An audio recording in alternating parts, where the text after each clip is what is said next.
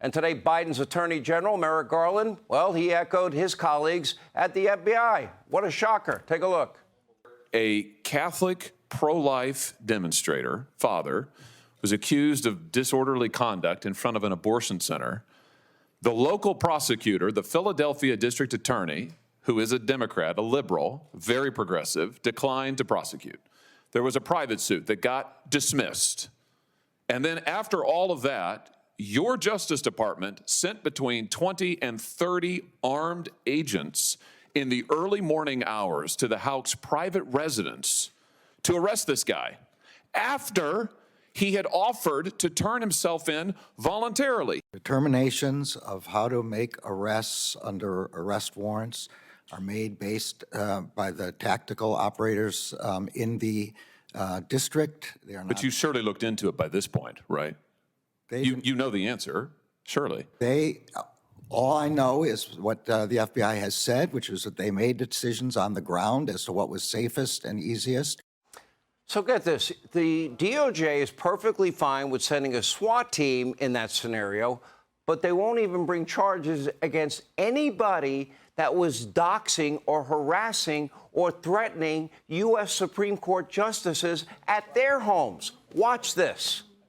Have you brought a single case against any of these protesters threatening the justices under 18 U.S.C. Section 1507? Have you brought even one? Senator, you asked me whether I sat on my hands, and quite the opposite. I sent 70 United States Marshals. Let me try again. To defend. Has the Department of Justice brought even a single case under this statute? It's a yes/no question. It's not a give a speech on the other things you did. The job of the United States Marshals is to defend the lives of the answer is no. Is to defend the lives of the justices, and that's their number one priority. They have. Why are you unwilling to say no? The answer is no. You know it's no. I know it's no. Everyone in this hearing room knows it's no. You're not willing to answer a question. Have you brought a case under this statute? Yes or no? As far as I know, we haven't. Checkmate, Ted Cruz. That was slam dunk. All right, let's be clear. A politicized and weaponized justice system will not stand the test of time. But in the meantime, Wray and Garland don't seem to care. All right, joining us now, two former FBI special agents, Nicole Parker and Steve Friend, are with us. Thank you both for joining us. Thank you for your service. Nicole, I'll start with you. You had a very high-paying job on Wall Street with a hedge fund, and you were there on 9/11 when those towers were hit. And you made a decision. You wanted to serve your country and join the FBI. 45, I think, or 50,000 people applied for the job. You were one of a few hundred that got hired. Is that correct? Yes, Sean, that's correct. I witnessed the terrorist attacks on the World Trade Center on September 11th of 2001 in New York City, and it impacted my life in a way that I knew one day I needed to and wanted to serve this country. And I looked long and hard, and the FBI was the vehicle that I was going to use to give back and to serve my nation. Okay, and you went and you served, and after about 12 or 13 years, you left before your retirement. Why did you leave? I left because of everything that you've just shown your audience. I mean, one thing after another, after another, after another. You know, Christopher Wray says that the FBI is fair, that they follow the evidence. If that was the case, I wouldn't have left the FBI, and the employees that are extremely frustrated probably wouldn't be frustrated either. You feel like you don't have a voice, that you're so low on the totem pole. How are they even going to know my concerns as a rank and file agent? I was working violent crime. I worked shoulder to shoulder with incredible heroes. You know, the individuals on my violent crime squad, we were out there saving individuals and putting bad people behind bars. And that is why I came to the FBI. But I was getting drowned out by this constant noise. It started in 2016 with, you know, Jim Comey coming out on July 5th of 2016 and making a statement that seemed, in my opinion, to be somewhat of a prosecutorial decision, when in reality, the FBI is supposed to present evidence to the Department of Justice, and they're supposed to make the prosecutorial decision. Then there was Operation Crossfire Hurricane, and then It just kept coming and coming and coming. And then you've discussed all the disparities between how investigations were conducted at the FBI. I wasn't involved in any of those. The fine men and women of the FBI doing the heavy lifting were not involved in those either. But unfortunately, it has a trickle-down effect for those that are involved, and it brings down the entire organization. And quite frankly, I felt like I could probably make a stronger impact outside of the FBI than inside of the FBI. And that is why I chose to leave. And you risked your life, and you even lost fellow agents that were killed in the line of duty. Let me bring in, if I can here, Steve Friend. You're an FBI hero as well.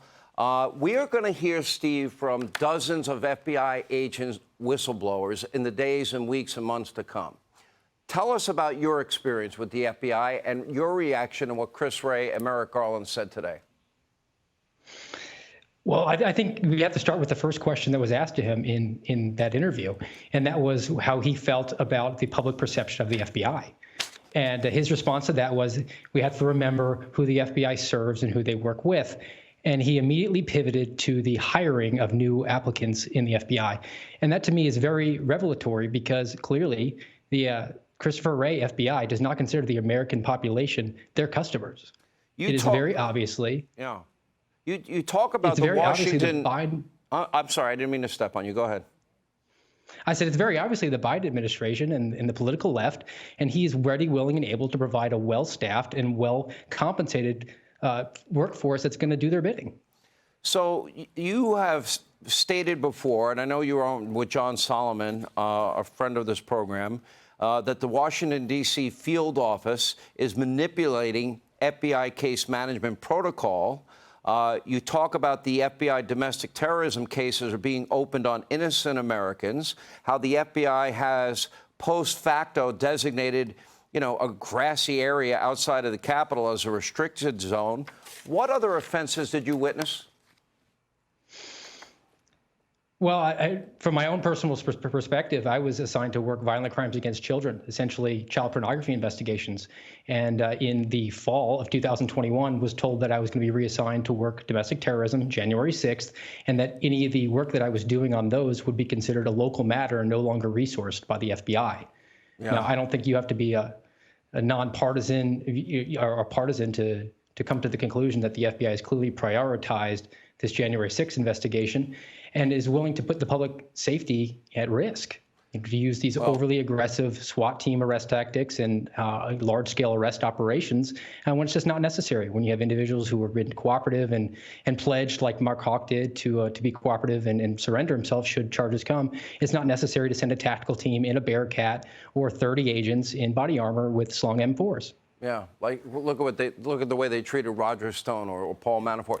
Now, Nicole and Steve, thank you. You are leading the pack, and we will be hearing from dozens of your fellow agents talking about how the FBI has been politicized, the DOJ weaponized.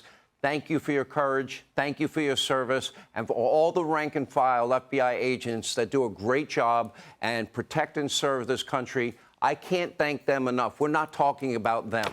Thank you for being with us. We appreciate it. Hey, Sean Hannity here. Hey, click here to subscribe to Fox News YouTube page and catch our hottest interviews and most compelling analysis. You will not get it anywhere else.